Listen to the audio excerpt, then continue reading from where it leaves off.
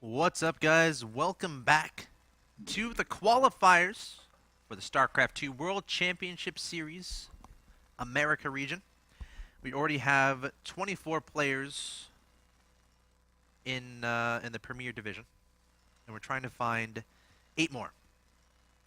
Of course, those we're going to be broadcasting this weekend and throughout the week, so make sure you tune in. And we are in the next match. It's going to be a winners bracket match between two very handsome gentlemen. In the top right-hand location, we got the blue Terran player from from Complexity. He is QXC. Very well known among North American fans, I think. His opponent in the bottom left-hand location from Team Root Gaming. It is Sage. Potentially one of the favorites, I think, to get a top 8 spot. And this is our first PVT? No, it's not. Have we had a PVT? Yes. The We had Muslim. one. It must have been one. No, that was never mind. That was PVZ. TVZ. Actually, maybe we I haven't. think this is our first. Oh, yeah, the Muslim versus a John Smurf. Oh, the guy playing yeah, from, yeah. Yeah. Yep. He's still playing in the loser bracket right now, I think. Yep, I think you're right. Good. Check his progress out. Give you guys updates about how he's doing in a minute or two. But right now, we have Sage.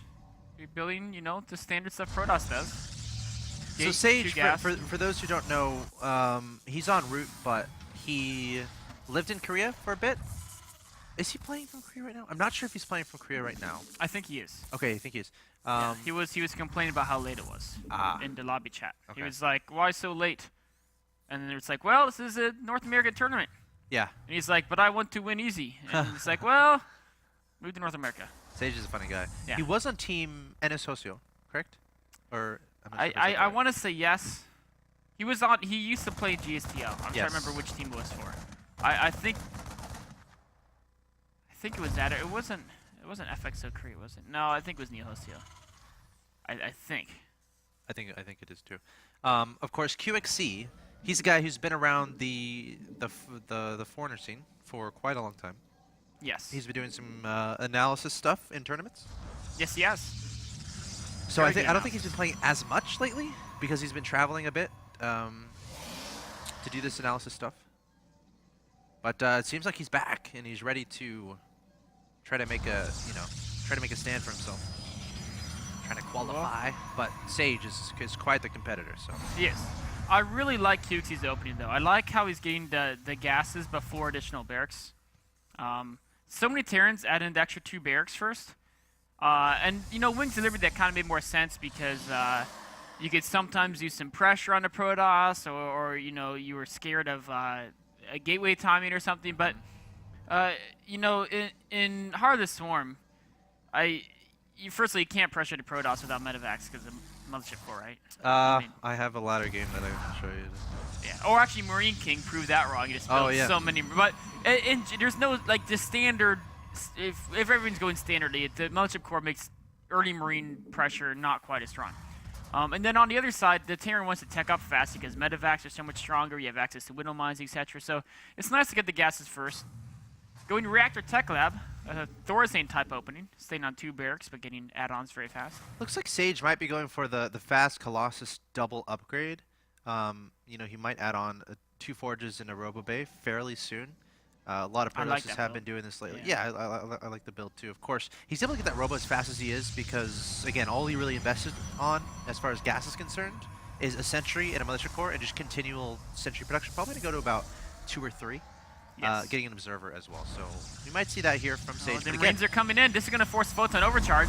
There it goes. Oh, he's going to get the Sentry. Sentry's a little bit slow. Oh my gosh. QXC snipes the Sentry backs away. That's definitely worth. For 2 Marines? And the Photon Overcharge. Yeah, and that was like the Mega Sentry. That was the Mega Sentry. Yeah, he had all the energy. Wow. QXC really caught Sage off guard there. This Stalker had a job. And his job was to tell Sage when Terran units are leaving the base. Yeah, he did not do his one job. Nope, and now he can't even fight. Oh, he's dead too. This is what you get, Stalker. Wow, QXC. This is what you get, Stalker, for failing your job and not warning the Sentry as karma. Gosh. That His Stalker was probably hiding. It was like, you know what, I'm just not going to pay attention to Terran Army. I'm going to hide. Gosh, yeah, you got to spot that because the Stalker beats 5 Marines, right?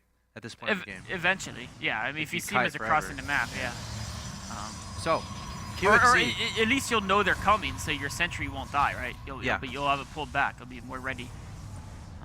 So QXC doing a great job yes. at this point in the game. Now, there's the double forge from Sage. Yes. He's not added on the robotics bay. So I mean, it's not like Sage is being like hopelessly crippled or anything. I mean, it's right. In the grand scheme of things, it was bad, but it's like 1 sentry. If nothing happens early, it's not really that big a deal. Yeah. I agree. Now, can QXC do like a follow-up push to take advantage of that? Obviously, going to have to wait for medevac, so it's like, no, I don't see that necessarily working. But oh, double tech lab, only a single reactor. So trying to get the combat shootout a little faster at the cost of some extra production on the Marine front. I think it's still fine. He's gonna have a lot of Marines in any case. I'm curious to see if he's gonna use this factory to build anything. The Wings of Liberty was very rare. Yeah, you lift it up and send it across the map. Or you build a bunch of add-ons first sometimes. Sure. But I've seen lately, especially like the Muslim, a lot more Hellbats being mixed in. And actually, even the Korean Terrans are all starting to build Hellbats now out of these factories against Protoss as they build the armor. Oh! Goodbye, Reaper. Poor Reaper. It costs 2 force fields to get him. But so I'm interested to see, all right, is he going to build, is he going to research the range of the Colossus, or is he just, okay, there's the range. Yeah, double forge, you pretty much almost always get range. Just because if you want to do a quick transition to Templar, then you're going to want more gas, so you're probably going to go single forge. Not always, though. Especially in Heart of the Swarm, you can get away with a lot more greedy stuff. QXC, he's going to want to do something. He has a lot more units out right now. Yeah. He can use those units to get... Oh, he's got his shield, and the force field preventing the Marines and Marauders from leaving. The Mothership Core coming forward as well. He has the ability to time warp if he wants. I don't actually... Oh, he's coming. He might have used too many force fields there. Oh, Mothership Core getting taken out. Now the army can just go into the main. Oh, he can just lift? Yeah. Oh, no. This is not good for Sage. There's a Colossus there. But there's no force fields to protect it. He could even actually just... Oh, but some of the Marauder going the long way around. I feel like he could just run in on that Colossi and just kill it. I don't know if Sage sees this, so he sees it now for sure. The Stim Marine's going to come forward trying to split up to dodge the Thermal Lances. And the Stalkers go down. 2 sentries remain. 1 Colossus remains. A pretty close fight here, but again, all of this is going to be a good trade for QXC. For sure, the Colossus getting targeted down by a Marauder. It stays alive. I was really surprised he didn't focus it down. I think he might have just killed everything. But he killed a lot of Stalkers, a lot of sentries. He's continuing to rally across the map. What. I mean, he's getting his 3rd base up. He's starting to try to catch up in upgrades with the armory and eBay. Sage, though, is 1-1 now. Photon overcharge is gone. Oh, Colossus, be careful. Be careful. Oh, you're not careful enough. Oh, he takes it down and he backs away. Force field goes down, but that's the only force field available. Only 6 Zealots and a sentry here for Sage. He's going to lift up. QXC is going to the main base. Mothership Core redeployed. Doesn't have enough energy for Photon overcharge yet. He's actually that sentry might die. Warping in some Stalkers. He does need those Stalkers. He needs something to keep those medevacs. Yeah. I've got an Immortal on the way. The Mortal will help a lot. Yeah. Oh, one drop should continue to harass here. I like that, and then potentially send the other 2 medevacs. Oh, no! He's the one looking because he was busy migrating over here, but he's not looking here either. He's just shooting useless buildings. Now he goes in. Photon overcharge is being directed. He's just going to get a single pylon. That was a series of events that did not go well for QXC. Yeah. Using a full medevac for just a pylon, pretty much. All right, behind this, though, QXC, he does have a 3rd base. So that's definitely going to be a good thing. And he's not... I mean, I'm a little worried about the upgrade front, though. I mean, he's not doing bad in upgrades. But Sage, remember, he invested so heavily into those. Or is that one? It's 2-2 for Sage. On the way. Sage is 1-1 right now. QXC is about to be 1-1. So it's right now, they're even in upgrades. But Sage is very close to getting 2-2, whereas QXC is a ways away. Yeah. And you know, the foods are very even. And for a Protoss being that far ahead in upgrades, you don't really want even foods. And I think a lot of that is just because of that one medevac. There's a counterattack at the 3rd, a few Zealots running in there.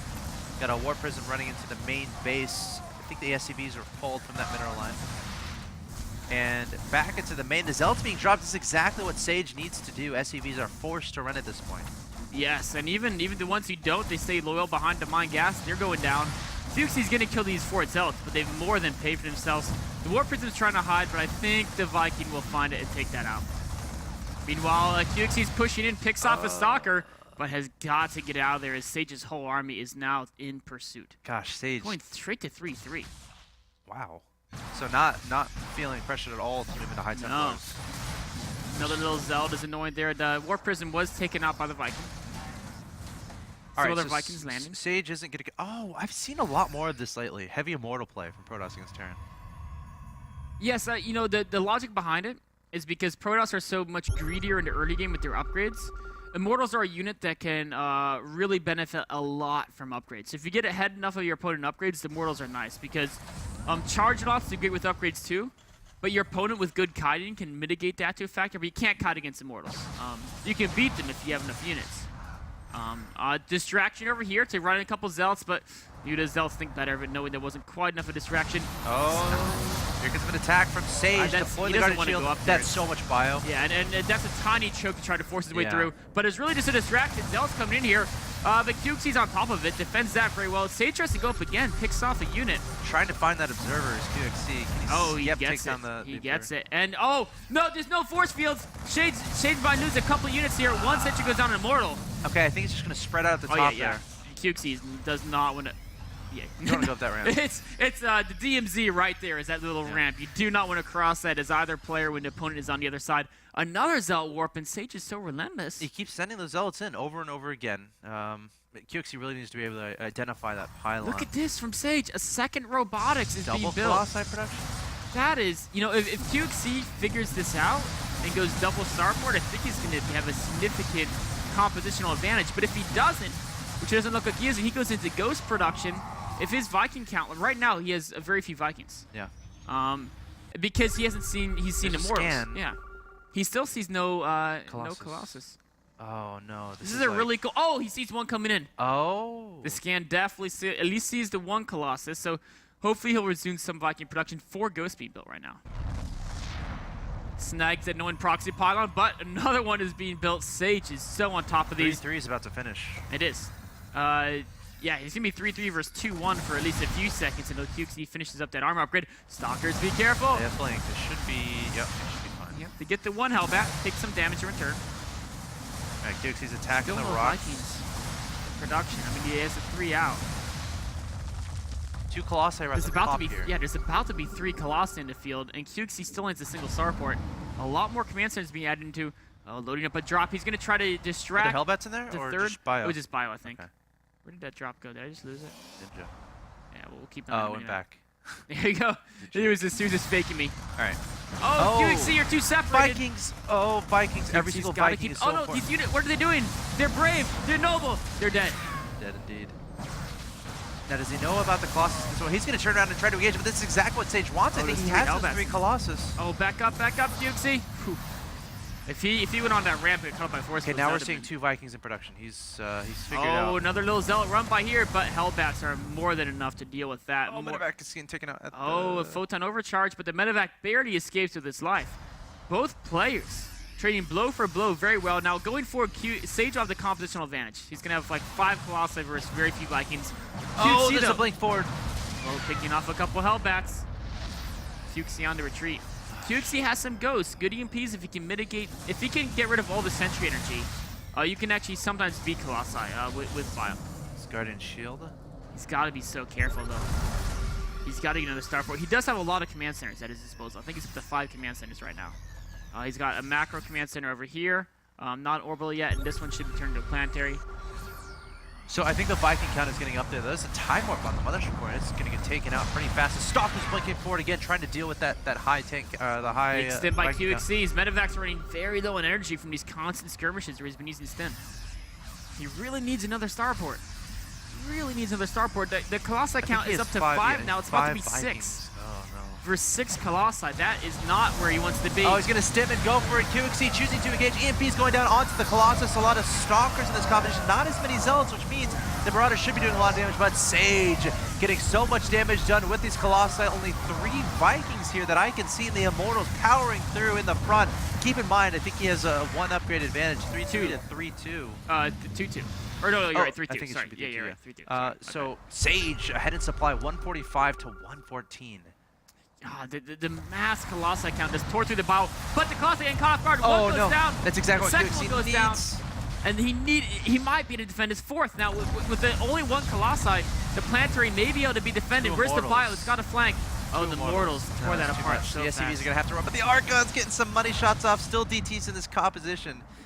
QXC needs to make sure he stays aware of that. He's struggling to repopulate. He has a lot of economy, but he doesn't quite have the production to spend it all right now.